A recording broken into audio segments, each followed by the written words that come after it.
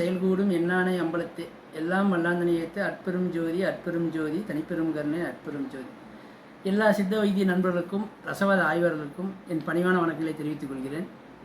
இன்று நாம் பார்க்க போகும் ஒரு மருந்து என்னென்னா, அகத்தியர் அந்தரங்க தீட்சா விதியில் துத்த நாகத்தையும் கருவங்கத்தையும் செம்பு பண்ணி அது குருச்செந்தூரம் பண்ணுற முறையை நம்ம அகத்திய பெருமான் ஐயா சொல்லியிருக்காரு.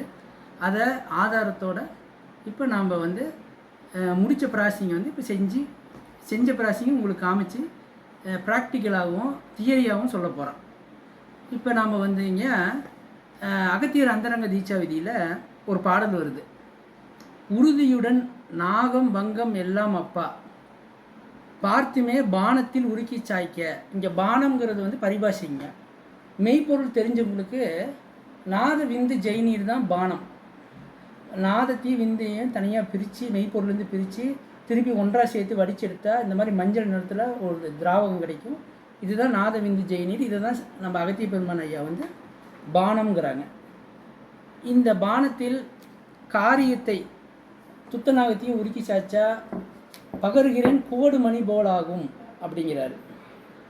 அப்போ காரத்தை சேர்த்து கொண்டு வருநாள் தண்ணில் கருணையுடன் உலையதனில் அத்தை காய்ச்சி அப்படின்னா இந்த கருவங்கத்தையும் இந்த மாதிரி துத்தநாகத்தையும் இந்த ஜெய்நீரில் உருக்கி சாய்ச்சி சொல்கிறாங்க. இது துத்தநாகம், இது காரியம், இதில் உருக்கி சாய்ச்சி சொல்கிறாங்க. கருணையுடன் உலையதனில் அத்தை காய்ச்சி வீரமுள்ள சாரத்தில் தேய்த்து தானும். வீரமுள்ள சாரம்னா இதுவும் பரிபாஷி தான். சாரம்னா நவாச்சாரம் எடுத்துக்கூடாது. வீரமுள்ள சாரம்ங்கிறாங்க. வீரமுள்ள சாரம்னா இனிப்பான உப்பு சுண்ணம். நெய்ப்பொருளிலிருந்து சில்லுன்னு இனிப்பாக ஒரு உப்பு சுண்ணம் பிரியுங்க. அந்த உப்பு சுண்ணத்தை இந்த இதை உருக்கி இந்த இரண்டு பொருளையும் தனித்தனியாக உருக்கி அந்த உப்பு சுண்ணத்தை உள்ளே கொடுத்து தனித்தனி மூசையில் உருக்குனிங்கன்னா காரியம் இந்த மாதிரி செம்பாக மாறிடும்.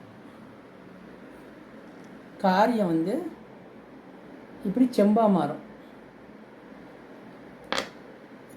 அதே மாதிரி நாகம் இந்த மாதிரி கம்பி கொடுத்து வளைக்கிற அளவுக்கு நயமாக மாறிடும். இதுவும் செம்பு தான். இது கம்பி இழுத்து வளைச்சது நயமாக இருக்குது. அப்போ இந்த மாதிரி நயமான இந்த செம்பை திருப்பியும் பணவிடை அளவு எடுத்து மூசையில் போட்டு மேல் மூசை கவசம் செய்து துருத்தியில் வச்சு நல்லா படுக்க சுற்றி எடுத்தால் இரண்டு சேர்ந்து இந்த மாதிரி உடஞ்சி போயிடும். இரண்டு உலோகமும் சேர்ந்து இந்த மாதிரி வெட்டையாயிரும். லைட் சிவப்பு நிறத்தில் வெட்டையாகும், கரிஞ்சிவப்பு நிறத்தில். இதை நம்ம இந்த நாத விந்து ஜெய்நீரில் அரைச்சி 3 புடம் போட்டோம்னா இந்த மாதிரி ஒரு குரு செந்தூரம் அருண நிறத்தில் கிடைக்கும்.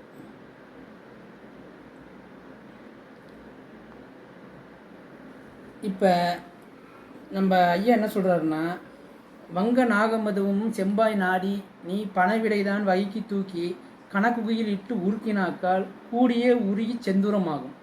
நன்றாக இருக்கும்பாரே அருண நிறம் இதற்கு ஒப்பாம். அந்த குருவதனை நவலோகத்தில் அப்பனே ஈந்தாள் வேதையாகவும் மோசமில்லாமல் வெளியாய் சொன்னேங்கிறாரு. இந்த குரு செந்தூரத்தை நவலோகத்திலையும் கொடுக்க சொல்கிறாரு, வேதையாகுங்கிறாரு.